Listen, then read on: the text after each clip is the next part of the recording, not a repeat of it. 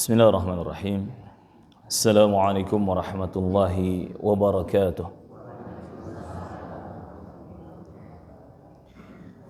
Alhamdulillahi hamdan katsiran tayyiban mubarakan fih kama yuhibbu rabbuna wa yarda. Asyhadu an la ilaha illallah wahdahu la syarika lah iqraran bihi wa tauhida wa asyhadu anna Muhammadan abduhu wa rasuluh. أدى الأمانة ونصح الأمة وبلغ الرسالة وجاهد في الله حق الجهاد وتركنا على المحجة البيضاء ليلها كنهارها لا يزيغ عنها إلا هالك. اللهم صل على محمد وعلى آل محمد كما صليت على إبراهيم وعلى آل إبراهيم إنك حميد مجيد. اللهم بارك على محمد وعلى آل محمد كما باركت على إبراهيم وعلى آل إبراهيم إنك حميد مجيد. أما بعد. Segala puji bagi Allah Subhanahu wa taala yang masih menjaga kita di atas nikmat iman dan Islam. Segala puji bagi Allah Jalla Jalaluhu Rabbul Alamin yang telah mengenalkan kita kepada indahnya nikmat tauhid, beribadah hanya kepada Allah, dan indahnya nikmat mengikuti sunnah ajaran Nabi Muhammad sallallahu alaihi wa ala alihi wasallam. Dan semoga Allah Subhanahu wa taala mengampuni dosa-dosa kita, merahmati kita semua sampai kelak kita dikumpulkan bersama manusia yang paling mulia, yaitu baginda Rasulullah Muhammad sallallahu alaihi wasallam. Allahumma amin. Melanjutkan pelajaran kita dan pembahasan kita dari kitab Syarhus Sunnah, penjelasan tentang As-Sunnah, tentang ajaran-ajaran Nabi Muhammad sallallahu alaihi wasallam yang diuraikan oleh Al-Imam Al-Barbahari rahimahullahu taala. Kita telah melewati poin yang ke-90, di mana di poin ke-90 ini disebutkan hadis tentang iftiraqul ummah, perpecahan umat Nabi Muhammad sallallahu alaihi wasallam. Dalam hadis yang sahih Nabi mengatakan, "Sataftariqu ummati ala 73 firqah, kulluha finnar illa wahidah." Umatku ini akan terpecah belah menjadi 73 golongan, dan semuanya masuk neraka kecuali satu golongan. Dan kata para ulama, 73 golongan ini adalah ru'us, ini adalah kepalanya, pokok perpecahannya, yang dari masing-masing golongan ini nanti bercabang lagi, terpecah belah lagi, yang kalau dijumlah entah berapa ratus atau mungkin bisa ribuan golongan. Namun yang pasti Nabi mengabarkan sallallahu alaihi wasallam, kulluha finnar, semuanya masuk neraka. Artinya semua terancam bahaya, diancam dengan azab neraka, illa wahidah, kecuali satu golongan yang diselamatkan. Itu yang disebut dengan firqah najiyah, kelompok yang selamat, taifah mansurah, golongan yang dibantu, yang ditolong oleh Allah Subhanahu wa taala. Qila ya Rasulullah, manhum? Para sahabat bertanya, ya Rasulullah, siapa satu golongan yang selamat itu? Nabi menyebutkan al-jamaah, hiya al-jamaah, dia adalah al-jamaah. Siapa al-jamaah ini? Ma ana alaihi al-yawm wa ashabi. Mereka-mereka yang mengikuti semua ajaranku dan ajaran para sahabatku yang sekarang kami berada di atasnya. Ini informasi yang sangat-sangat penting yang disampaikan oleh Nabi kita Muhammad sallallahu alaihi wasallam. Bahwasannya akan terjadi suatu fenomena di akhir zaman yang mau tidak mau ini pasti terjadi. Kita setuju atau tidak, kita siap atau tidak, fenomena ini, peristiwa ini pasti terjadi. iftiraqul ummah, perpecahan umat Islam. Yang sebelum umat Islam terpecah belah, agama-agama sebelumnya juga sudah terpecah belah. Yahudi terpecah belah menjadi 71 golongan. Nasara terpecah belah menjadi 72 golongan. Dan umat Islam lebih banyak lagi. Namun setelah menyampaikan kabar pahit yang akan terjadi di akhir zaman menimpa umat Islam ini, Nabi kita Muhammad SAW kemudian menyampaikan solusi, menyampaikan jalan keluar. Kalau kita menghadapi peristiwa ini, mengalami peristiwa ini, perpecahan umat, kata Nabi Muhammad SAW, kecuali satu golongan. Ada satu golongan yang Allah selamatkan, Taifah Mansurah, ditolong oleh Allah, firqah najiyah, diselamatkan oleh Allah Azza wa Jalla. Siapa mereka? Al-Jamaah. Al-Jamaah ini maksudnya ma'ana alaihil yaum wa ashabi. Siapa saja orang-orang yang mengikuti ajaran Rasulullah sallallahu alaihi wasallam dan mengikuti ajaran para sahabatnya radhiyallahu anhum. Di sini Nabi Muhammad sallallahu alaihi wasallam tidak menyebutkan bendera dengan warna tertentu. Tidak menyebutkan ormas atau organisasi dengan lambang dan nama tertentu. Tidak menyebutkan media atau sarana dakwah tertentu. Yayasan, mahad, ponpes yang namanya ditentukan tidak. Tetapi kata Rasulullah SAW, siapa saja mereka yang mengikuti ajaranku dan ajaran para sahabatku radhiyallahu anhum, itu yang termasuk al-jamaah, itu yang diselamatkan oleh Allah Subhanahu wa taala di tengah-tengah perpecahan umat. Maka siapapun kita, kaum muslimin, punya kesempatan untuk bisa meraih keselamatan dari Allah Subhanahu wa taala. Dengan cara apa?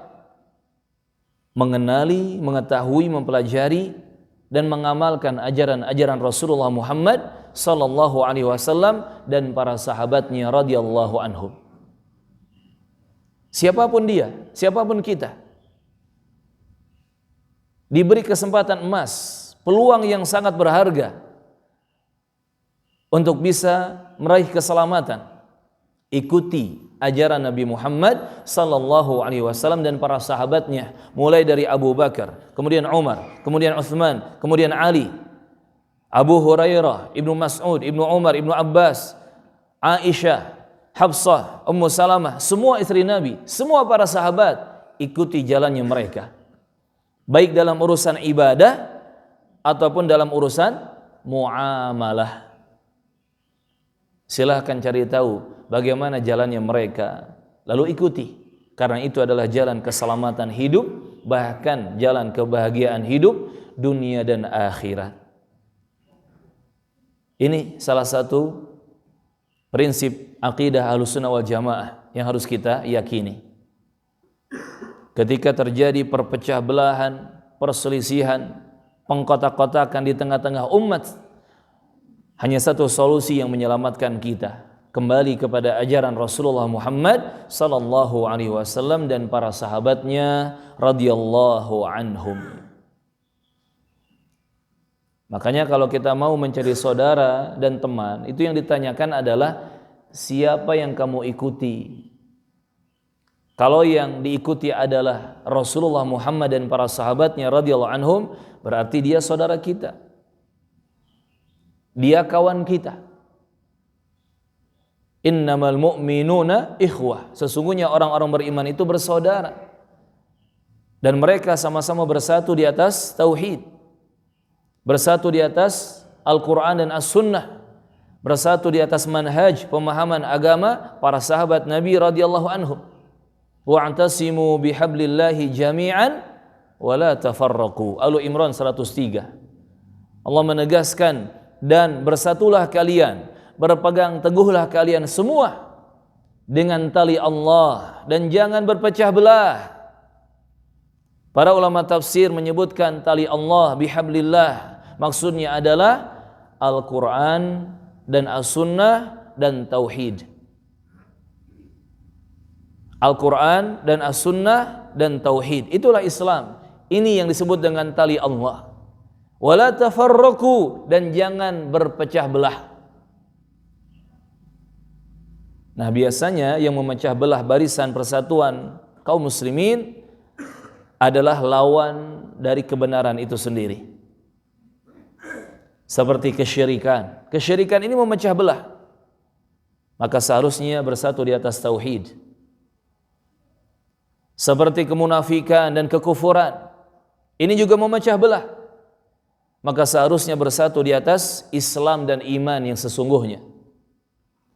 Begitupun perkara-perkara baru dalam agama yang Nabi wanti-wanti akan bahayanya, yakni perkara bid'ah yang tidak ada ajarannya dari Islam, tidak ada dalilnya dari Quran ataupun hadis Nabi yang sahih. Bid'ah ini memecah belah umat.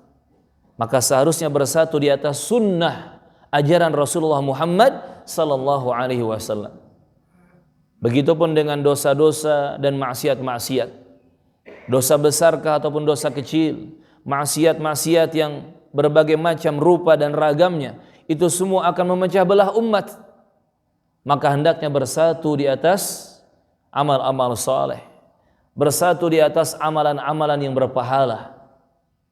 Ini jamaah rahimani wa rahimakumullah. Hendaknya kita bersatu di atas kebenaran. Bukan hanya sekadar bersatu dengan persatuan yang semu.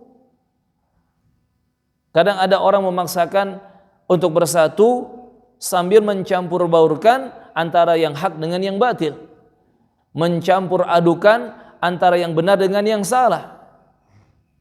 Yang kalaupun bersatu, maka persatuannya semu. Persatuannya tidak akan lama.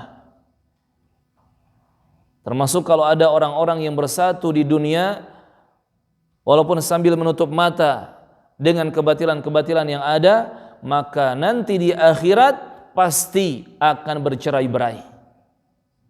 Al-akhillau yawma'id ba'duhum li ba'din adu. Kata Allah Azza wa Jalla, orang-orang yang dulunya berkasih sayang, saling dekat, saling support, saling bantu, tetapi nanti di akhirat ternyata mereka akan menjadi musuh satu sama lainnya, saling bermusuhan.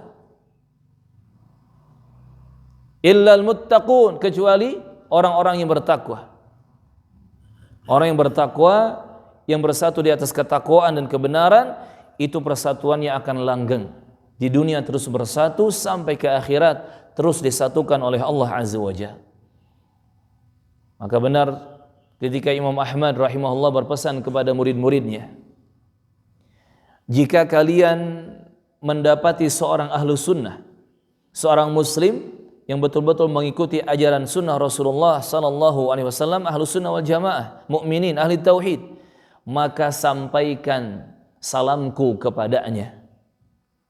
Ini kata Imam Ahmad rahimahullah, jika engkau bertemu dengan seorang ahli sunnah, pengikut sunnah Rasulullah sallallahu alaihi wasallam, maka sampaikan salamku kepadanya. Fa innahu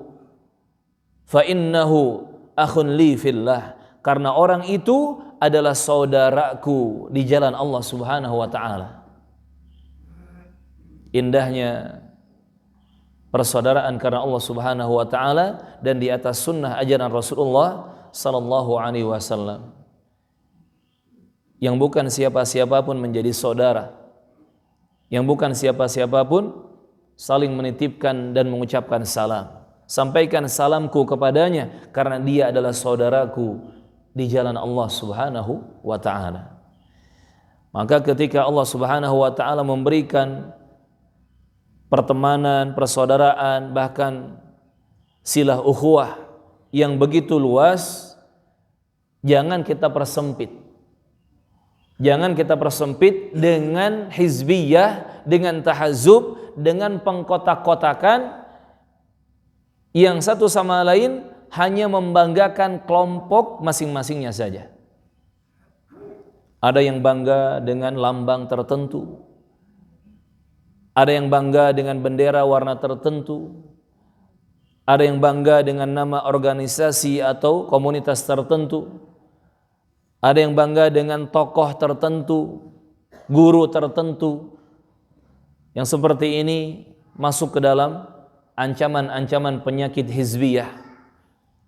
Yang Allah Azza wa Jalla mencela hal itu. Kullu hizbin bima ladaihim farihun. Allah mencela kelompok manapun, golongan manapun yang hanya berbangga dengan apa yang ada pada diri mereka dan kelompok mereka masing-masing. Maka dalam Islam, jamaah rahimakumullah, Bapak Ibu, barakallahu fikum, tidak boleh ada fanatik, tidak boleh ada ta'assub asabiyah, kecuali hanya fanatik kepada Allah dan Rasulnya Muhammad sallallahu alaihi wasallam. Selain fanatik, selain fanatisme, selain ta'assub kepada Allah dan Rasulnya, itu tidak boleh.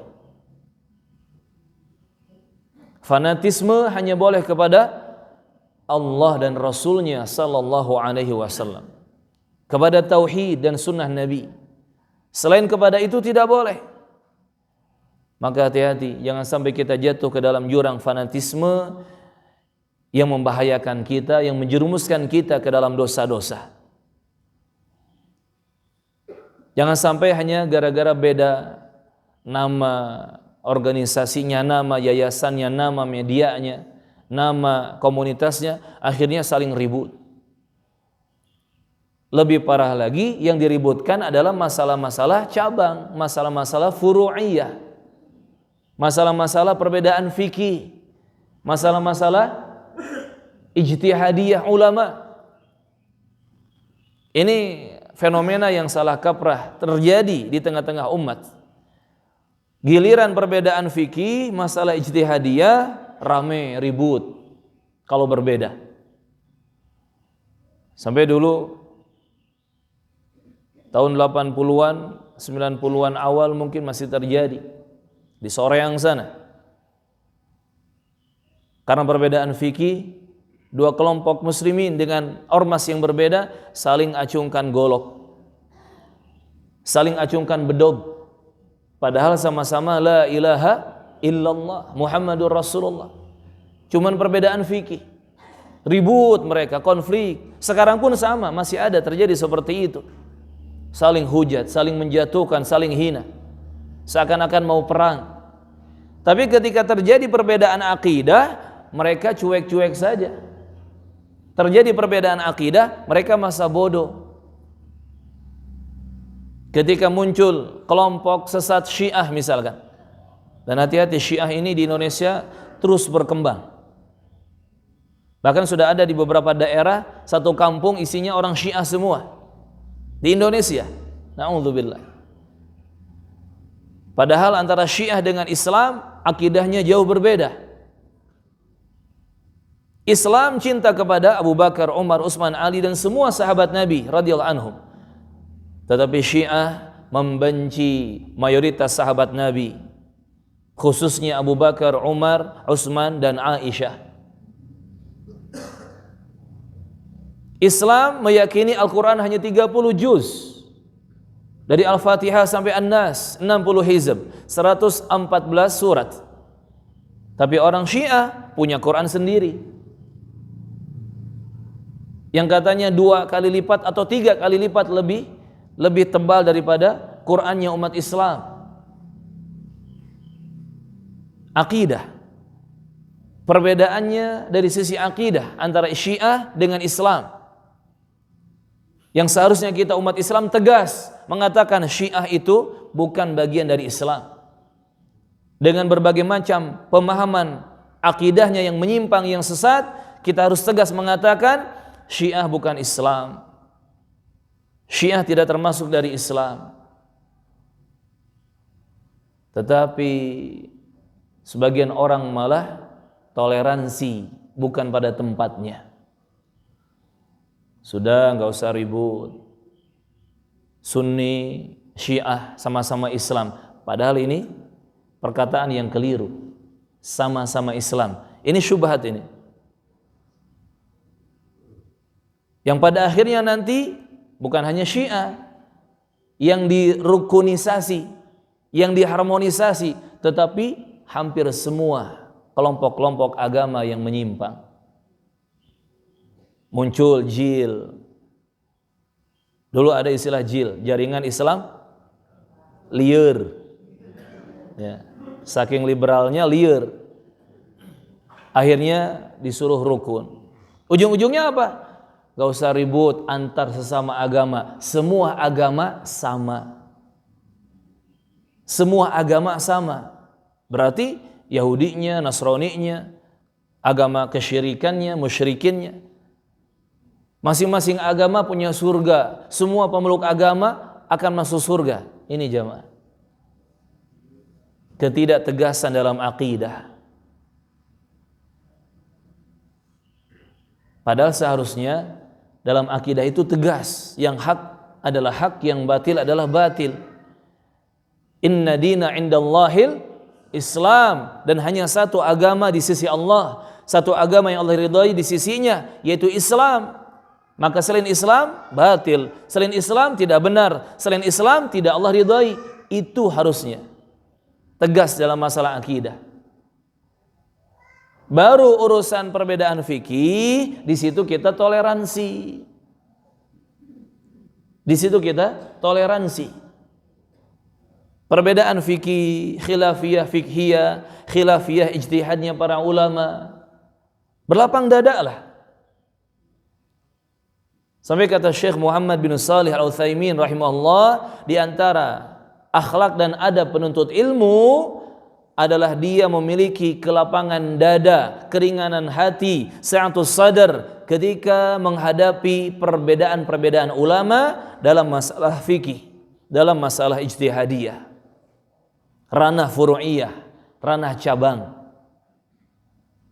Harusnya berlapang dada. Itu akhlak seorang penuntut ilmu.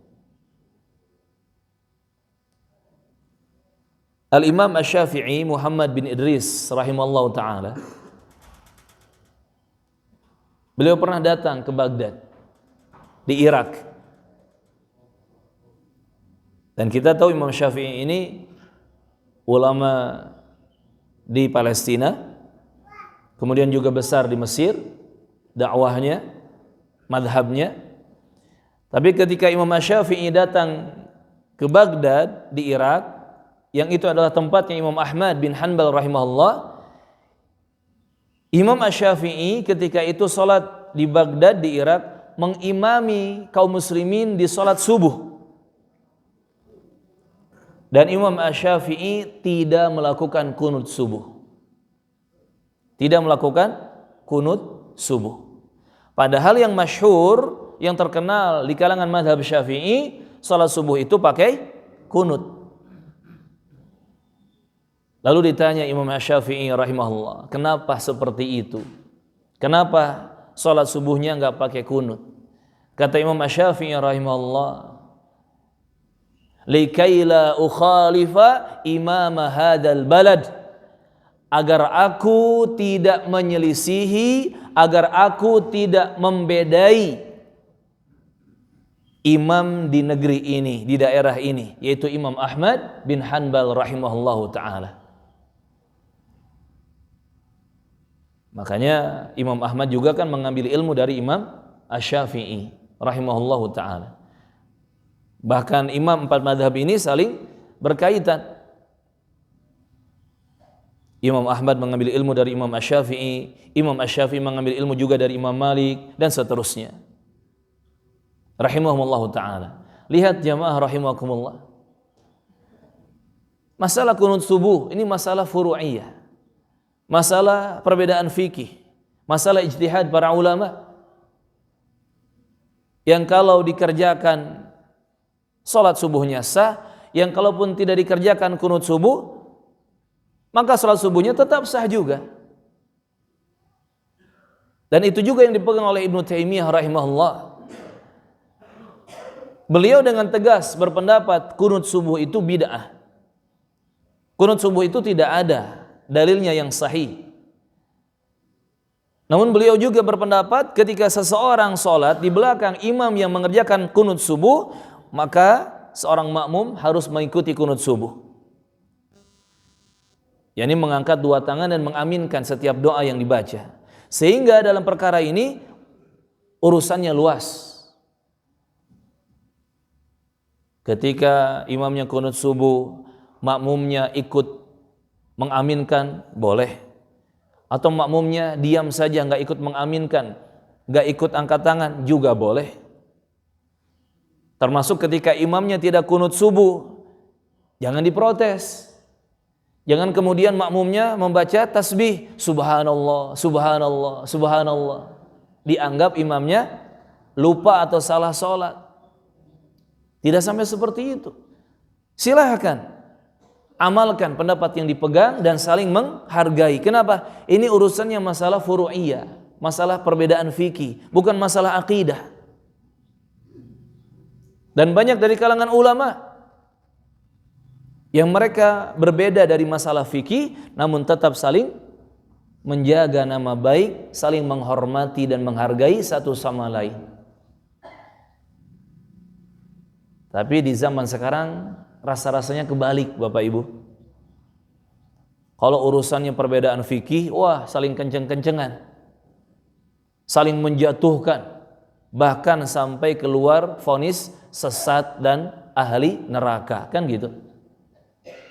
Tapi kalau perbedaannya masalah akidah, seakan-akan mereka tutup mata, cuek. Mereka bersembunyi di balik kalimat toleransi. Padahal toleransi itu pada urusan fikih, perbedaan masalah fikih, ranah ijtihadiyah. Adapun masalah akidah tidak ada toleransi. Akidah dan manhaj harus tegas. Akidah Islam, manhaj iman harus tegas. Dan kebenaran itu hanya satu. Ini jamaah rahimani wa rahimakumullah. Maka peganglah konsep yang benar ini, konsep Rasulullah dan para sahabat radhiyallahu anhum. Mereka para sahabat di zaman Nabi bersatu padu, sama-sama berkumpul berbarengan berjamaah di atas akidah yang lurus. Karena memang tidak ada toleransi untuk masalah akidah. Tapi mereka para sahabat di zaman Nabi Muhammad radhiyallahu anhum saling berlapang dada jika terjadi perbedaan masalah fikih. Salat subuh atau yang 2 rakaat, duduk tahiyatnya tawarruk atau iftirash, itu sudah terjadi perbedaan di zaman para sahabat. Ketika tahiyat, jari telunjuknya digerak-gerakan tahrik atau diam saja ghair tahrik, itu sudah terjadi di zaman para sahabat. Masalah fikih salat, fikih puasa, saum, fikih zakat, fikih talak, fikih berbagai macam fikih. Dan jangan kemudian menjadi sebab perpecahan. Tapi kalau mau berpecah, berpecahlah dalam perbedaan akidah. Dan wajib berpecah belah dalam perbedaan akidah. Tauhid dan syirik tidak mungkin bersatu. Air dan minyak saja nggak bisa bersatu, nggak bisa bercampur. Apalagi tauhid dan kesyirikan. Kalau ingin berpecah belah, berpecah belahlah antara iman dan kufur, antara Islam dan kemunafikan, antara bid'ah dan sunnah, antara maksiat dan taat.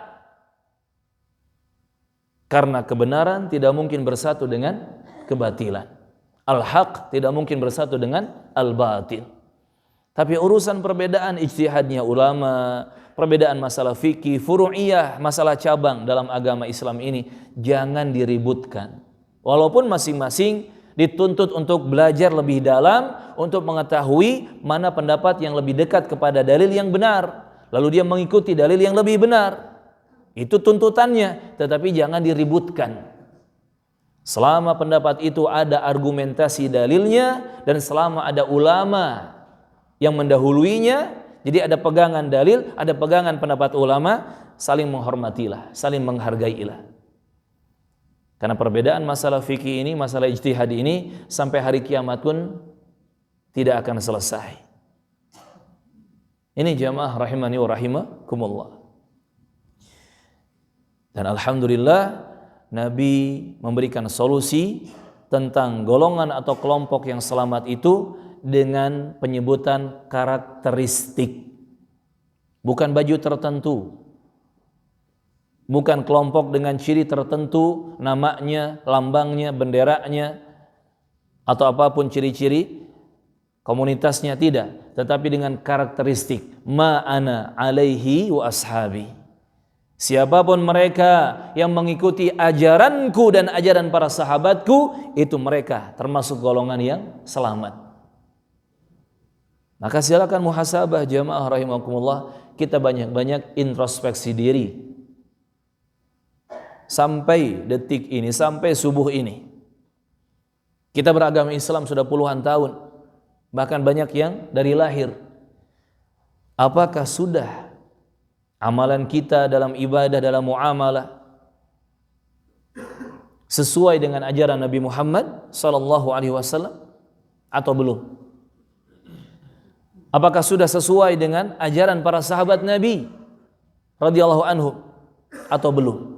Di situ koreksiannya harus kita lakukan. Di situ evaluasinya harus kita lakukan.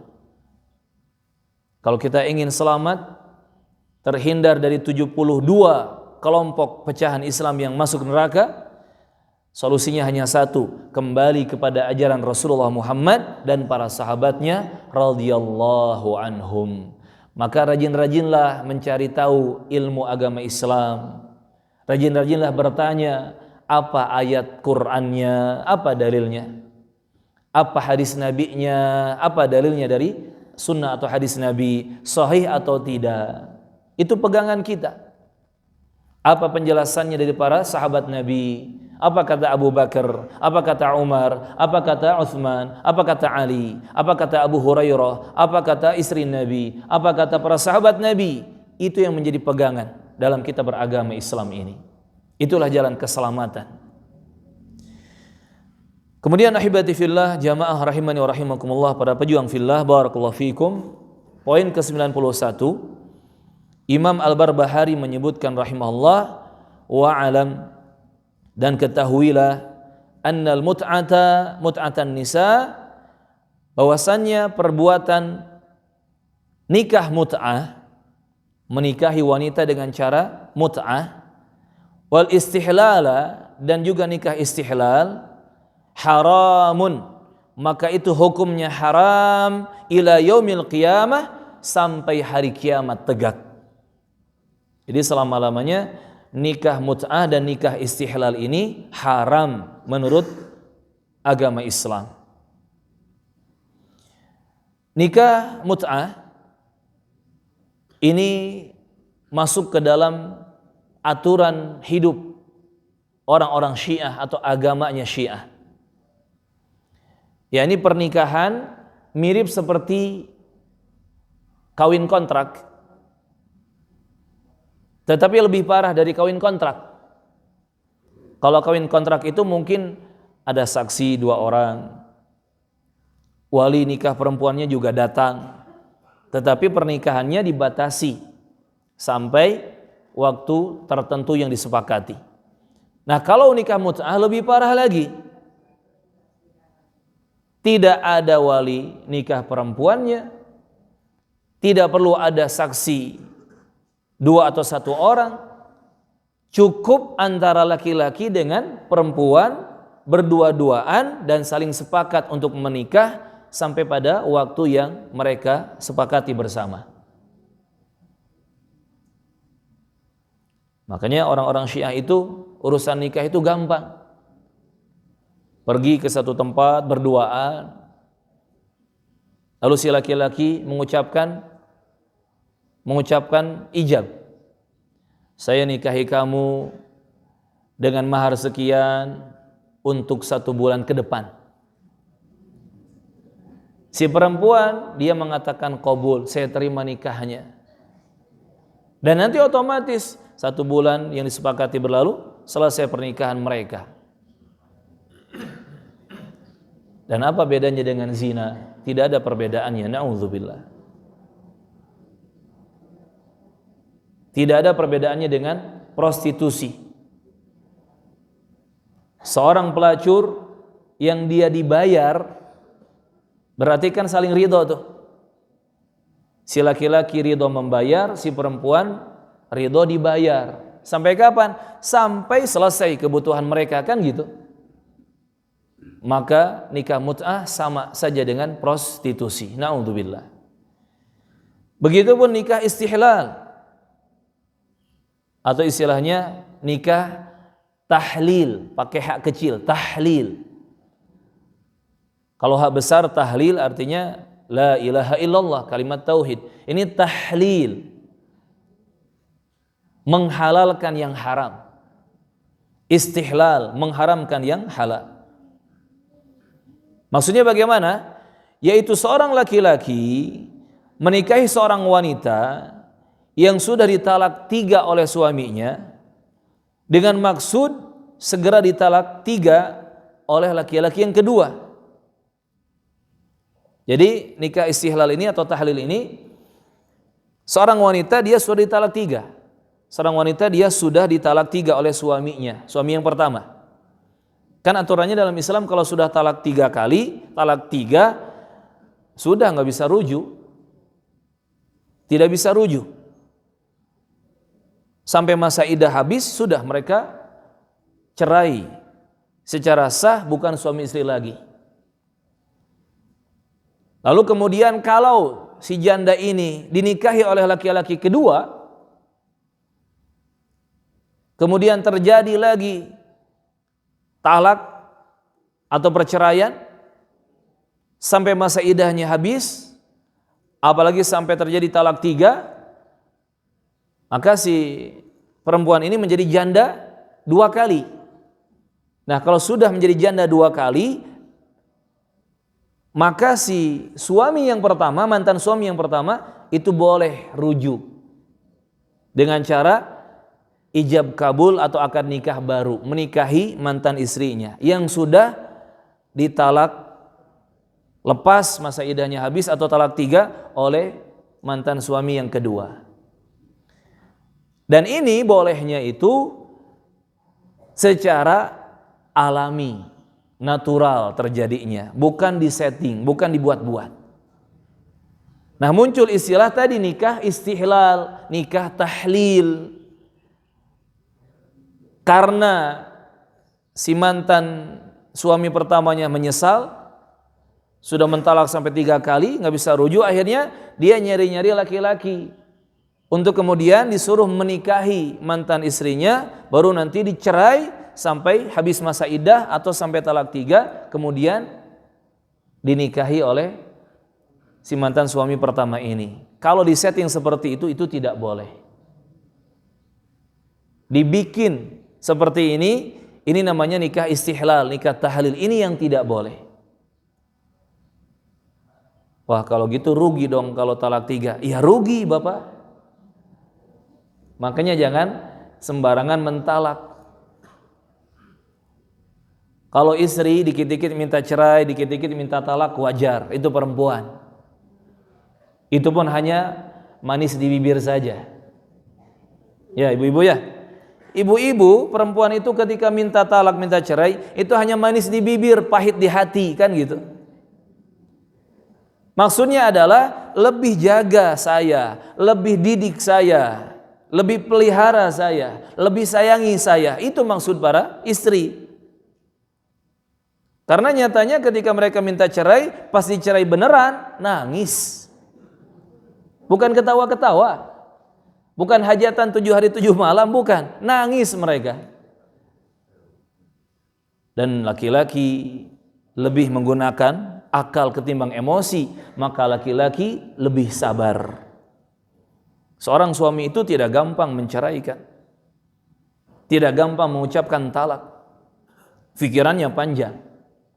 Apalagi kalau dia sayang kepada istrinya, kepada anak-anaknya, yang kalau sampai nanti talak 3 sudah terjadi, sampai 3 kali talak, dia berpikir setelah talak 3 tidak bisa rujuk lagi, rugi saya, kan gitu. Makanya seorang suami betul-betul menjaga lisannya, menjaga sikapnya. Yang mungkin perbandingannya 1:50. Istri sudah 50 kali minta cerai, laki-laki baru 1 kali mengiyahkan cerai. Dan memang seperti itu. Makanya alhamdulillah keputusan talak dan cerai itu ada pada pihak laki-laki. Kan kebayang ya kalau ada pada pihak perempuan. Sehari bisa 50 kali cerai itu. Itulah Allah Maha tahu dengan hikmah yang ada bagi hamba-hambanya. Alhamdulillah. Nah ini jamaah rahimakumullah. Intinya pernikahan yang tidak sesuai dengan syariat Islam itu tidak boleh. Namun ternyata orang-orang Syiah mereka menghalalkan cara pernikahan yang haram. Di antaranya nikah mut'ah. Ini masyhur, terkenal, dilakukan oleh orang-orang Syiah. Termasuk di Bandung. Banyak terjadi. Bahkan ada seorang dokter di Bandung, dia bercerita tentang seorang pasien, dokternya dokter alat kelamin, bercerita tentang seorang pasien perempuan yang secara penampilan solihah, hijabnya lebar, pokoknya ciri hijab muslimahnya betul-betul menonjol. Tapi bingung dokter ini, kenapa si perempuan ini terkena penyakit kelamin. Ketika ditelusuri, ternyata dia ikut ngajinya di gang Syiah. Di mana gangnya? Gak perlu disebutkan. Ada di Bandung. Maka wajar dia terkena penyakit kelamin tadi. Penyakit kelamin. Wal'iyadzubillah. Karena sebab pernikahan mut'ah. Prostitusi terselubung. Na'udzubillah. Semoga Allah jauhkan kita dari keburukan-keburukan semacam ini. Maka pernikahan harus kembali kepada syariat Islam yang jelas syarat dan ketentuannya. Kalau ingin menikah apa saja syaratnya bapak-bapak? Masih ingat? Sudah lupa? Hah? Barangkali bisa diulang biar ingat ya. Syarat nikah apa saja? Yang pertama, yang paling pertama ada perempuan yang mau sama kita. Itu yang paling penting, Bapak ya. Karena kalau nggak ada yang mau sama kita, nggak jadi nikah. Ada mempelai atau calon mempelai perempuan. Kemudian ada mempelai atau calon mempelai laki-laki. Ini keharusan. Syaratnya adalah setelah ada calon mempelai laki-laki, yang kedua adalah wali nikah perempuan. Ayahnya atau kakeknya atau pamannya atau kakak adik laki-lakinya, atau kalau dia janda punya anak laki-laki, itu juga bisa menjadi wali kalau sudah baligh. Yang selanjutnya ketiga adalah saksi 2 orang laki-laki. Saksi 2 orang laki-laki yang adil, yang jujur. Kemudian ada mahar yang disepakati. Dan sebaik-baik mahar yang paling penuh dengan keberkahan adalah mahar yang paling ringan. Makanya wajar pernikahan banyak yang ribut. Kenapa? Maharnya juga sudah berat. Maharnya juga sudah menyulitkan. Makanya wajar banyak rumah tangga berkahnya kurang. Karena kata Rasulullah, wanita yang terbaik, wanita yang paling diberkahi adalah yang paling ringan maharnya, paling memudahkan dalam urusan mahar, bukan menyulitkan, bukan memberatkan. Ini jamaah. Ya, syaratnya seperti itu. Baru nanti diiringi dengan walimah, pengumuman pernikahan sambil mengundang orang-orang untuk makan dan mendoakan kebaikan. Dan walimah ini tidak harus mewah, tidak harus jor-joran, tidak. Andai seorang keluarga yang menikahkan putra-putrinya hanya mampu menyajikan semangkok bakso untuk para tamu undangan, itu sudah sah sebagai walimah. Simpel dalam Islam itu. Misalkan ada tukang bakso dipanggil dengan gerobak-gerobaknya, "Mang, diborong Mang, kita sedang walimahan." Selesai itu walimah. setelah semua tamu undangan makan bakso. Tidak harus di gedung yang mahal, tidak harus dengan baju sewaan yang mahal, tidak harus dengan makanan yang melimpah dan mahal, tidak. Yang penting tujuannya tercapai. Diumumkan pernikahan antara fulan dan fulanah, dan semua tamu undangan bisa mencicipi hidangan ala kadarnya, dan yang terpenting lagi, mereka mendoakan kebaikan bagi pengantin baru. Barakallahu laka wa baraka alaika wa jama'a bainakuma fi khair. Jangan sampai gedungnya mahal, makanannya melimpah dan mahal, baju-bajunya disewa mahal, rame pestanya, walimahannya, tetapi para tamu undangan gak tahu doa barakallahu laka. Kan rugi jemaah. Bikin pesta walimah pernikahan sampai budget 200 juta. Yang ngedoain sesuai sunnah Nabi cuma 5 orang. Rugi enggak? Rugi.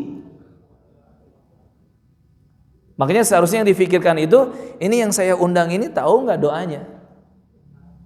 Gak apa-apa pestanya kecil-kecilan, pestanya kecil-kecilan, pestanya ala kadarnya. Yang penting semua yang datang mendoakan barakallahu laka wa baraka alaik wa jama'a bainakuma fi khair. Itu yang terpenting. Ini jamaah. Jadi banyak PR ya yang harus kita perbaiki, termasuk masalah fikih pernikahan.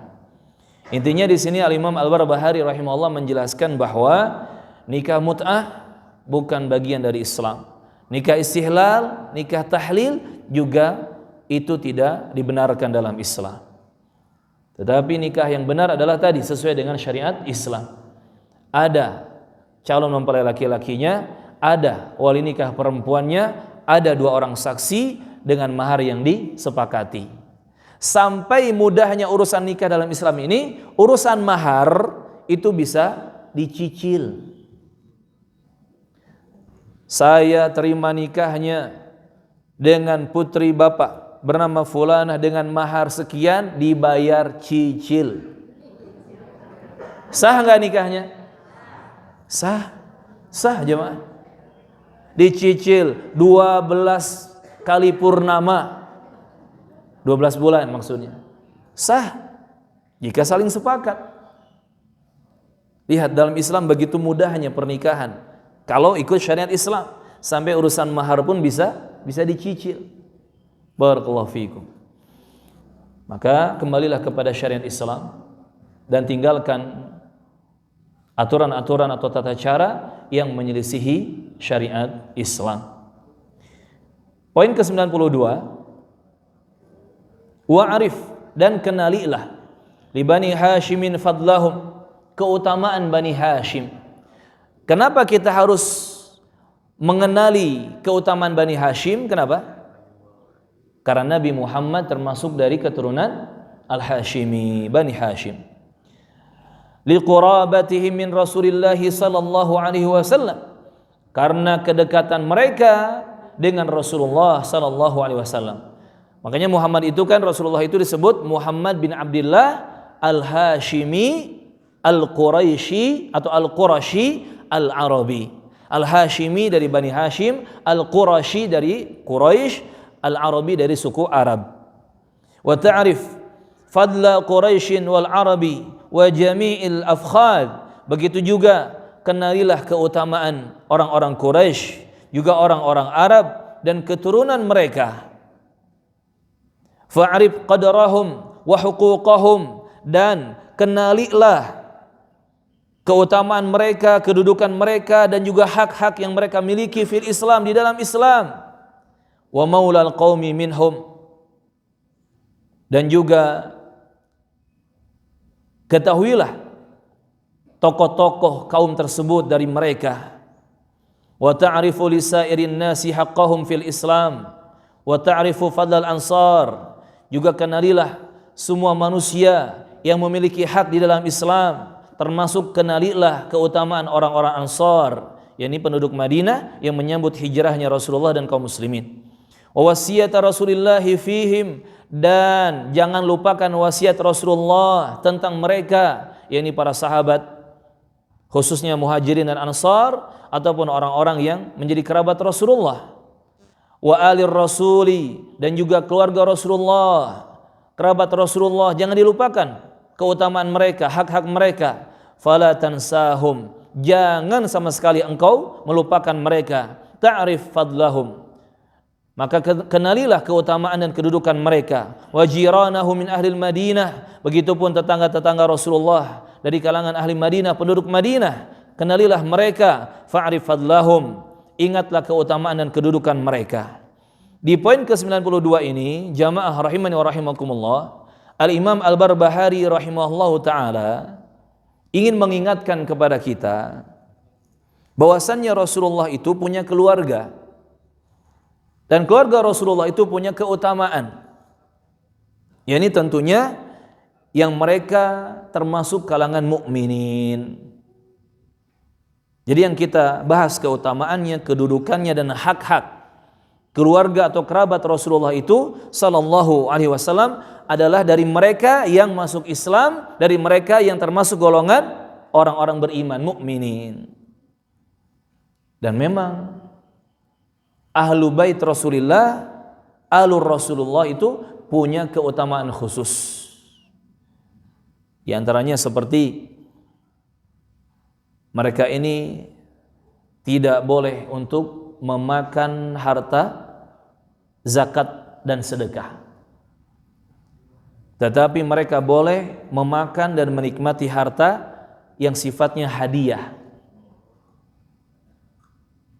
Makanya jangan sampai tertipu oleh orang-orang atau sosok-sosok yang mengaku sebagai keturunan Rasulullah, keturunan Nabi, kalau ternyata mereka minta-minta zakat dan sedekah. Karena keturunan Rasulullah itu tidak mungkin memakan harta zakat ataupun sedekah. Kalau hadiah, ya boleh, halal bagi mereka. Tetapi zakat dan sedekah tidak halal bagi Rasulullah ataupun keluarganya dan keturunannya. Sampai ketika salah satu kerabat Rasulullah memakan kurma zakat atau kurma sedekah, ketika sudah masuk di mulut, itu Nabi memerintahkan untuk memuntahkannya, untuk membuangnya. Tetapi di sisi lain, mereka keluarga Rasulullah itu memiliki keutamaan yang luar biasa jika mereka beriman. Jika mereka beriman, yang pasti keluarga Rasulullah, kerabat Rasulullah, keturunan Rasulullah yang beriman itu akan dikumpulkan bersama Rasulullah di surga Allah Azza wa Jalla, di Jannah Firdaus. Dan ingat jamaah rahimakumullah, keluarga atau ahlu bait Rasulullah itu bukan hanya Aisyah, bukan hanya Fatimah, Ali, Al-Hasan dan Al-Husain saja, tetapi semua orang yang punya hubungan kerabat keluarga dengan Nabi Muhammad itulah ahlu bait Nabi. Semua istri Nabi itu ahlu bait. Semua anak Rasulullah itu ahlul bait. Bahkan semua paman, bibi, termasuk keponakan, sepupu yang menjadi keluarga Rasulullah itu ahlul bait. Jadi salah kalau ada yang mengatakan ahlul bait itu terbatas pada Fatimah, Ali, Al-Hasan dan Al-Husain saja. Aisyah juga ahlul bait. Khadijah apalagi. Termasuk Hafsahnya, Ummu Salamah, Ummu Habibah, Zainab dan seterusnya. 11 istri Rasulullah itu ahlul bait. Begitupun paman dan sepupu Rasulullah. Ada Hamzah, ada Abbas, ada Abdullah bin Abbas, ada Ali bin Abi Thalib, dan semua kerabat Rasulullah, keluarga Rasulullah itu ahlul bait. Maka jangan dipersempit ahlul bait ini. Namun orang-orang Syiah mereka mempersempit ahlul bait, terbatas hanya pada Fatimah, Ali, Hasan dan Husain. Tujuannya apa?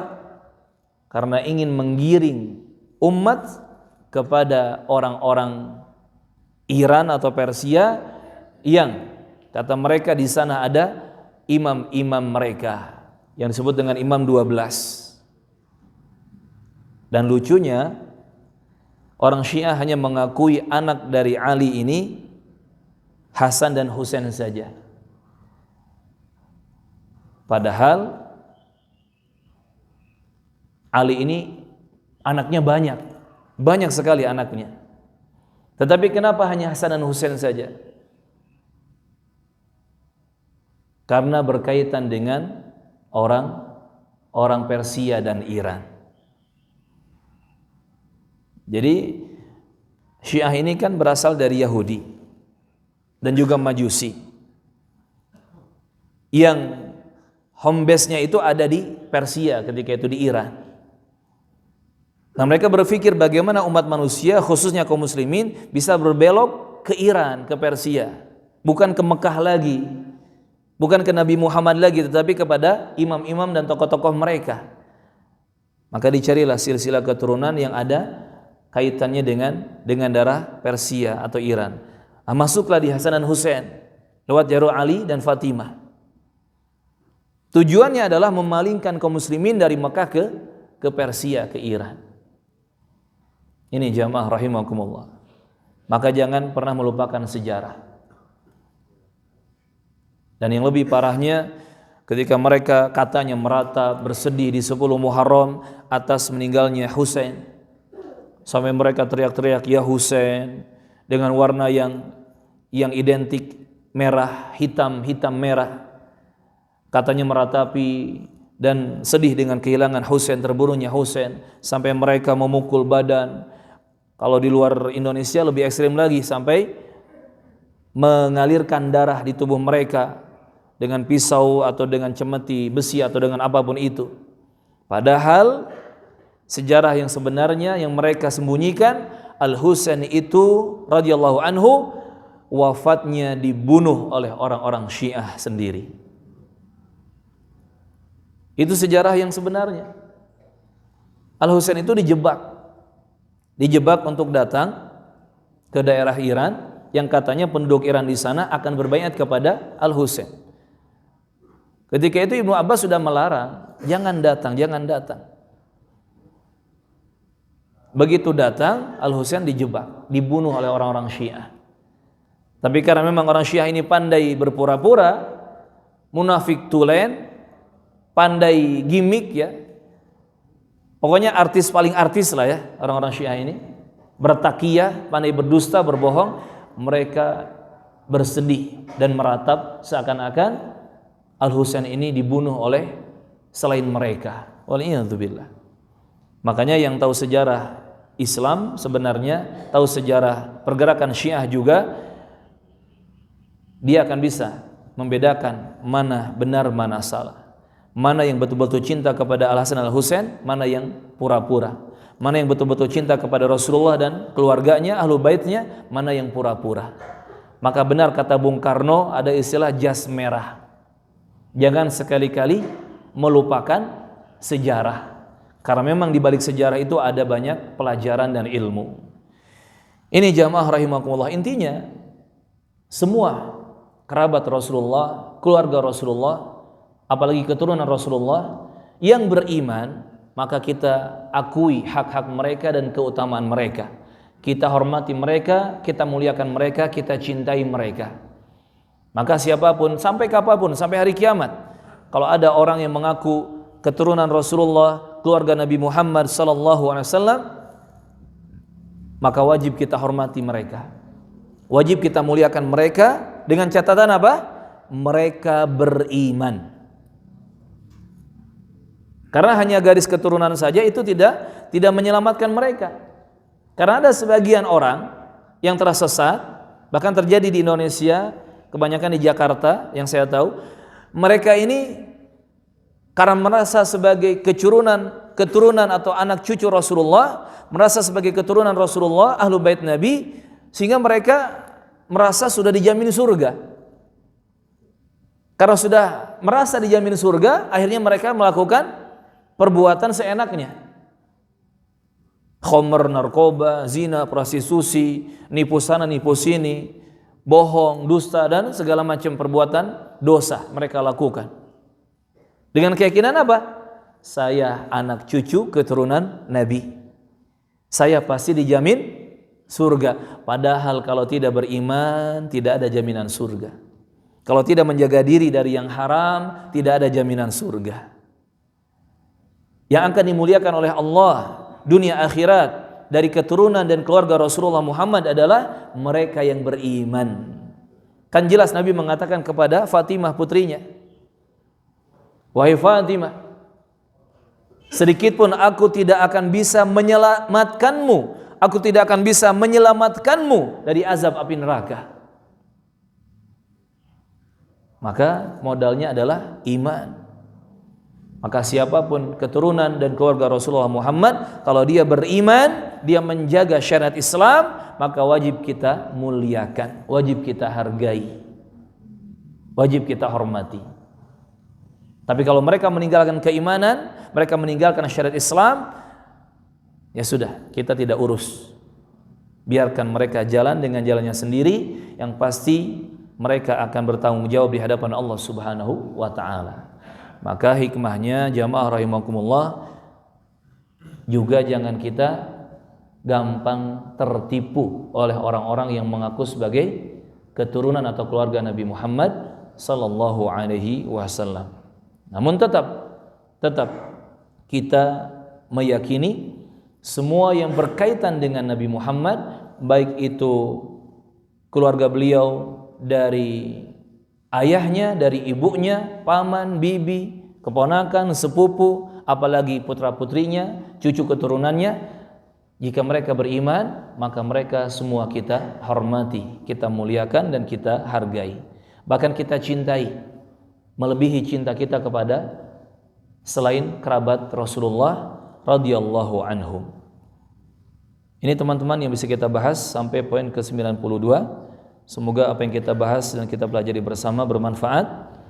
Dan tadi seperti yang kita sampaikan di awal, bahwa kita ini sekarang berada di fase perpecahan umat, sehingga seharusnya kita betul-betul kembali kepada prinsip akidah muslimin ahlus sunnah wal jamaah. Tadi prinsipnya dalam masalah akidah harus tegas dan bersatu di atas akidah yang benar dan lurus. Tetapi dalam masalah perbedaan fikih, masalah ranah ijtihadiyah para ulama, hendaknya kita berlapang dada, ringan hati dan saling toleransi. Kalau sikap ini dijaga, insyaallah taala muslimin semakin kuat.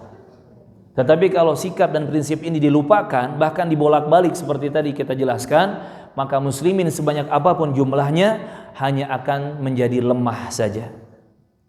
Dan itu yang Nabi informasikan juga. Antum kathir, hina idin antum kathir, lakin kaguthais sail. Kalian itu nanti di akhir zaman jumlahnya banyak. Muslimin itu banyak jumlahnya. Coba dilihat TV Quran yang menayangkan tawaf dan sa'i di Masjidil Haram Makkah 24 jam.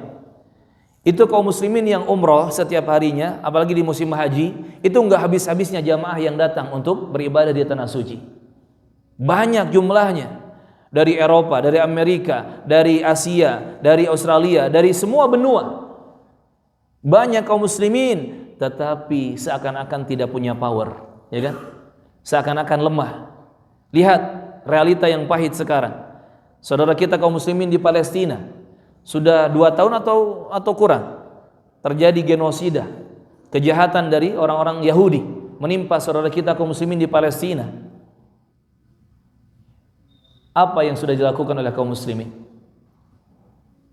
Banyak negara-negara Islam, tetapi kenapa tidak sanggup untuk menghadapi negara kecil Israel, Yahudi? Jawabannya ini, Nabi sudah menginformasikan, antum kathir lakinnakum kaguthais sail. Jumlah kalian banyak, tetapi banyaknya kalian hanya seperti buih di lautan. Tidak berkualitas, tidak punya power, tidak punya kekuatan. Banyak tetapi seperti buih di lautan. Kalau yang banyak itu air, ada manfaatnya. Kalau yang banyak itu pasir, kerikil, batu, ada manfaatnya. Apalagi emas dan perak, banyak, ada manfaatnya. Tetapi buih, sebanyak apapun buih, apa manfaat buih? Buih itu apa manfaatnya? Enggak ada. Ini jamaah. Maka coba kita kembali kepada prinsip tadi. Akidah tegas dan bersatu di atas akidah yang benar, akidah yang lurus.